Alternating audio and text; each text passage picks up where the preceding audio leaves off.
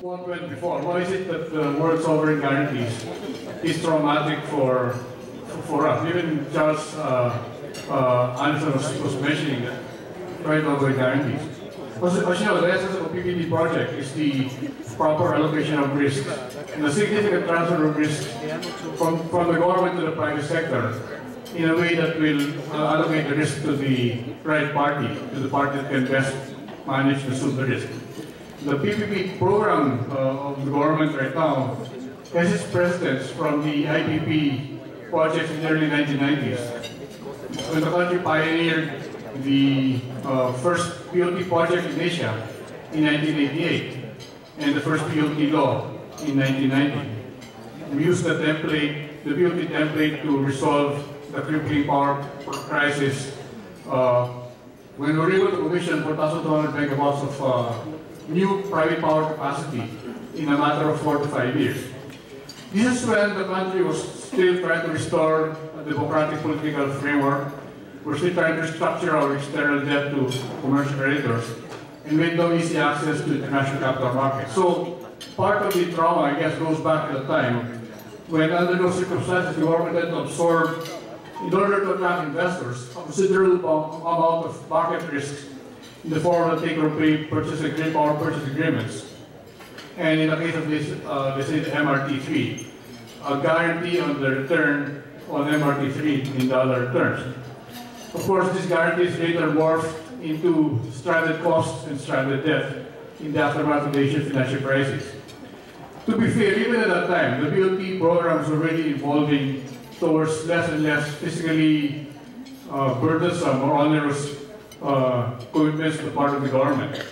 In fact, the very last, the guarantee for KEPCO was called PPU, Partial Performance Undertaking. A lot of the original commitments of the government had eased up. The termination terms were less stringent. And in fact, KEPCO paid the government some amount to guarantee certain risks which they wanted to be included in the original package. And at the risk of further digging myself, there's this consultative document of the DOF in 1995, 20 years ago, wherein we were exploring unbundling core versus non-core performance commitments for guarantees of sovereign risks, permits, foreign exchange, market, and credit risk. And they were exploring the possibility of charging fees to the investors for whatever guarantee they asked for. Now, the current edition of the PPP program has the market risks assigned to the private sector, and the government retains regulatory risks in general. The MAYOA has been accepted as an instrument to evidence government performance. And Ed and I struggled with this the very first, the PSIP project, which I think you finally had some stirred over last week. But for line agencies, this has been accepted as an instrument to evidence performance of the government in the medium term, at least in terms of these payments. The macroeconomic conditions right now are also totally different. The country enjoys full access to international capital markets, public sector external debt is investment grade, and there's ample availability of long-term project financing from domestic banks. So why are we again talking about sovereign guarantees? I guess there are 3 or 4 answers. First of all, it's useful to distinguish between risk allocation and guarantee. We should stick to the principle of proper risk allocation. The guarantee is a way of solving the problem of asymmetric information. If there's a performance undertaking, all I need to do would be to call up Treasury Tan for upcoming payment on some rail project, because I knew the DOF is in the picture. But with the MAYOA, you have to understand what's the DBM process, what's cash allocation, what's this and that, this is the GA. But the principle of proper risk allocation still is there. But I guess the reason why we're not talking about sovereign guarantees again is that, well, the PPP pipeline is gaining momentum towards larger scale projects. you have sources of funding which can broaden beyond bank markets. For example, we have the insurance companies aptly adequately represented here. Looking whether project bonds can be admissible investments from the point of view of the insurance commissioner. You have increasing participation of cross-border funding for large projects which require sovereign support. So I think what we want to do is to see to what extent we can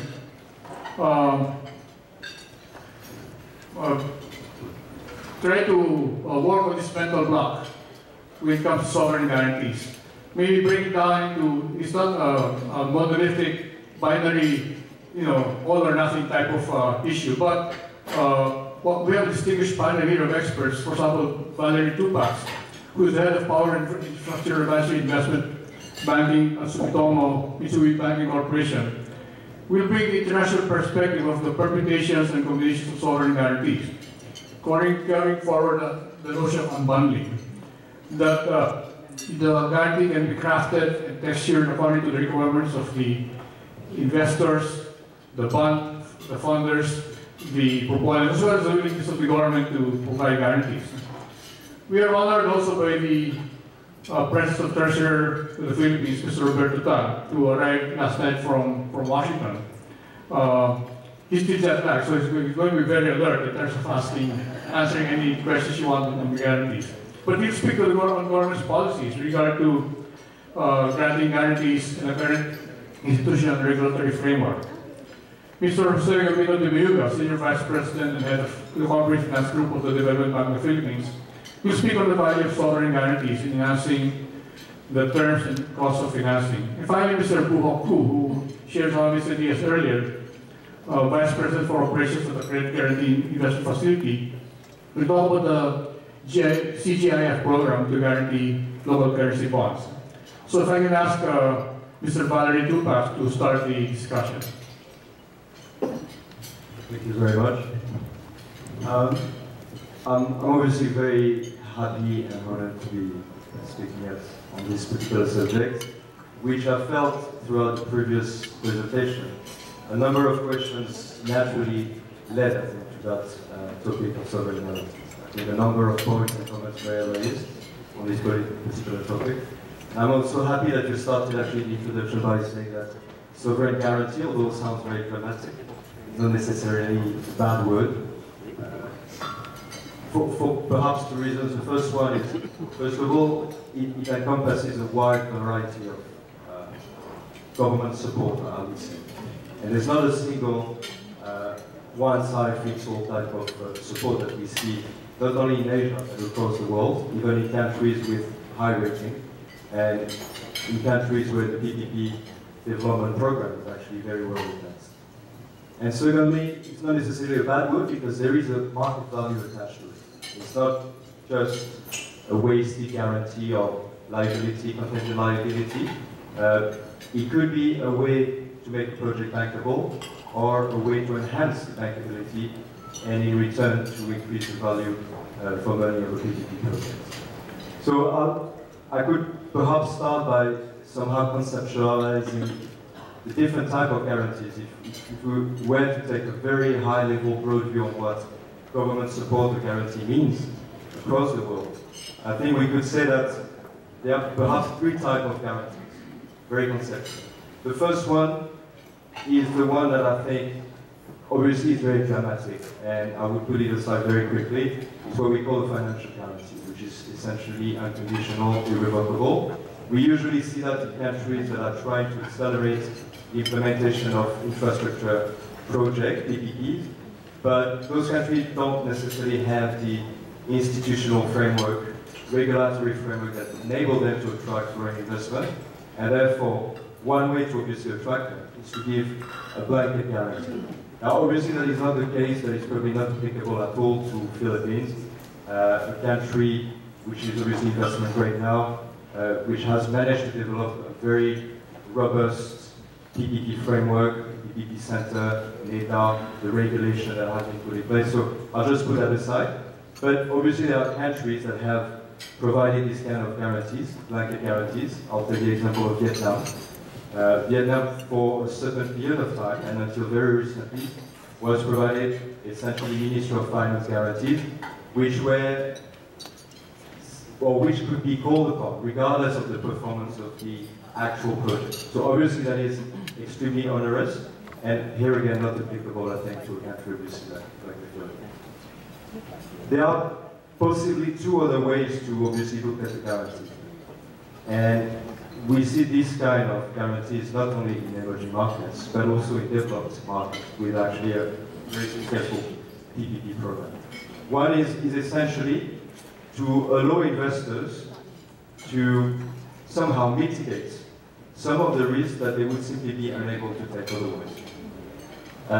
And I'll just take two examples. The first one is the very fact that a lot of PPPs, by nature, by construction, have as a counterparty, not necessarily the government, not necessarily a sovereign entity, but an entity which is often sub-sovereign, which is not part of the government, or possibly an entity whose budget is subject to, for example, annual approval, which introduces obviously some uncertainty, some credit risk, performance risk as well.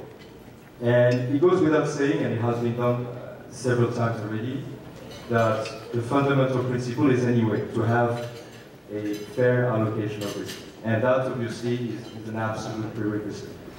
But even when a concession agreement includes all the best practices, if the counterpart is sub-sovereign, you can reasonably expect that foreign investors may actually try and seek comfort on the credit and performance risk of that counterpart.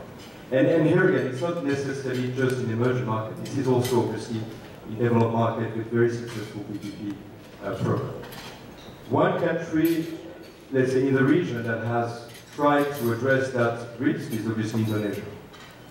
Indonesia has faced a lot of issues obviously during the crisis, Asian crisis, and not only Indonesia has developed those, well, we call that PPP, but some of them are simply IPPs, with the government guarantee, but they are now looking at developing true PPPs, social infrastructure, at sub-sovereign level. And obviously it raises a number of questions when you have to deal with sub-sovereign entities such as Hong Kong or Lampung, which probably doesn't have the credit strength or necessarily the comfort to be given to investors. So recently, or let's say 4 years ago, Indonesia has set up this IIGF fund, which has been a lot talked about. The IIGF is a guarantee infrastructure fund. It replicates essentially what other funds or other countries have basically implemented. Some countries in South America, Brazil, Mexico, for example, Italy has also implemented it. And the purpose of this infrastructure fund is really to backstop essentially at the sovereign level, to backstop the payment obligation of a sub-sovereign or government entity, which is not necessarily seen as a sub-sovereign entity. I want to take this example because it illustrates the fact that even if the risk allocation is adequate in the underlying concession agreement or PPA, there is still a need to look at who's taking those obligations. And one of the issues in this particular case is you might have a strong concession agreement, an obligation to pay, but with the obligation always comes also the right to dispute. And I think that's a fundamental principle. Even if the contract is very well drafted, there's always a right to dispute the obligation to pay. And that's obviously the very nature of a commercial agreement. But the way this government support works, and it has been discussed at great length on very similar projects very recently, is to have this guarantee to work in such a way that if a dispute arises under the main concession agreement, there is obviously a dispute resolution, which is incorporated into the main contract. But subject to this arbitral award in favor of one party, let's say the project company, the PPP company, the government will not basically dispute again its obligation to pay under the guarantee agreement. That particular issue has been discussed for almost 2 years in Indonesia. And this illustrates the fact that even with the government guarantee backstopping a sub-sovereign entity, the devil is really in the detail on how this government guarantee works. And again, this guarantee is not a blanket guarantee, it's a performance guarantee. It's a guarantee that can only be called upon if the counterpart has failed to honor its obligation. And again, that counterparty may dispute, but upon the issuance of an arbitral award, the right to dispute here again, or the risk of a double arbitration is no longer there. So that is, I think, one of the cases where a government guarantee was essentially provided. I guess the other possible risk has been obviously touched upon in previous discussion, which is a government support for risks that are, here again, difficult for the private sector to take. And I would probably look at it from obviously a foreign investor perspective, as we discussed before, which is some of the risks such as ridership risk. And obviously this is a very sensitive subject, very delicate craft. But here again, I believe that the reality may not be necessarily black and white. There are ways to structure forms of support which does not necessarily mean that all of the risks are passed down to the authority or to the private sector. And another example in the region is Singapore. Singapore has been also developing a relatively successful, actually a successful PPP market. And on one of the recent PPP that was successfully financed, which is quite unusual, it's a stadium. It's a sport complex, a PPP, which is rather unusual for PPPs, I would say, where obviously there is an obvious inherent underlying market risk. Very difficult to apprehend, because that stadium, the idea of building a stadium is not necessarily here to answer a demand, it's here to create a demand. No track record at all. Very difficult to take a view on what, how many people can a concert attract to a stadium. Very, extremely difficult. So pushing all the risk to the private sector would have been actually unbankable. For the government of Singapore to take all the risk at the same time, very difficult, knowing that the government of Singapore is extremely sensitive also on this issue. So what was eventually crafted is a hybrid case, whereby a portion of the revenues are paid on an availability basis, and the rest is effectively pure market risk. Now, this availability-based payment is not a guaranteed payment, because it's still subject to a number of deductions, possible deductions based on KPIs, performance indicators essentially. So it doesn't mean that the PPP company will always make the money that they were forecasting. It is at risk. The volume-driven revenues, obviously at risk as well, but there is also this risk and reward sharing mechanism whereby if the PPP company is able to generate sufficient revenues, actually maybe revenues in excess of that potential base case, those revenues will be also shared with the government. So that illustrates, for example, that there might be also hybrid ways to structure some form of support, which still incentivizes the PPP company to perform, and where there is an adequate risk and reward sharing. That transaction was actually oversubscribed and was actually a successful PPP case now. And eventually, the third type of support I'd like to perhaps briefly touch upon are supports that require not necessarily to transfer risk, but maybe to enhance the bankability of a project. That means maybe without it, you can still finance it. But with it, there is value. There is incremental value that you can generate from a more optimal financing structure. And if I may refer to a previous discussion on for example, bonds, project bonds, capital markets, to allow precisely the capital markets players to come into the PPP play, it's important to give them the minimum rating that was discussed earlier.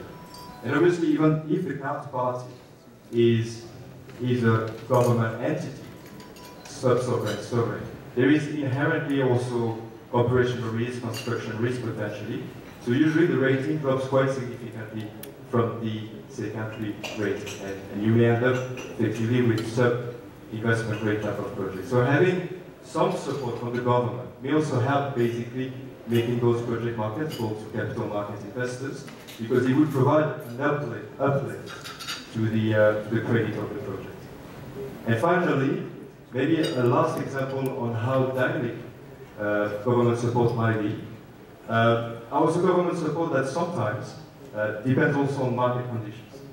I referred earlier on to this PPP project in Singapore, but another interesting feature in this project was also some kind of a refinancing guarantee, because the project approached the market at a very difficult time. Obviously, reducing the tenor would have made it extremely difficult for sponsors to maintain their return, and the value for money would not have been there. Here again, the government of Singapore approached it in a very pragmatic way, and accepted to provide some kind of a refinancing guarantee. But here again, very important, subject to performance of the PPP company. In other words, if the PPP company approaches the banking market for refinancing, is unable to refinance, but that is due for reasons of poor performance, that guarantee will not work. So another way to still incentivize the PPP company to perform while providing some kind of support, but always with a view, always with a view to generating or extracting some additional value from money for the future. So I guess conceptually 3 types of support. Again, the first one probably not applicable to Philippines. The 2 other ones showing that there are ways to craft a flexible government support for additional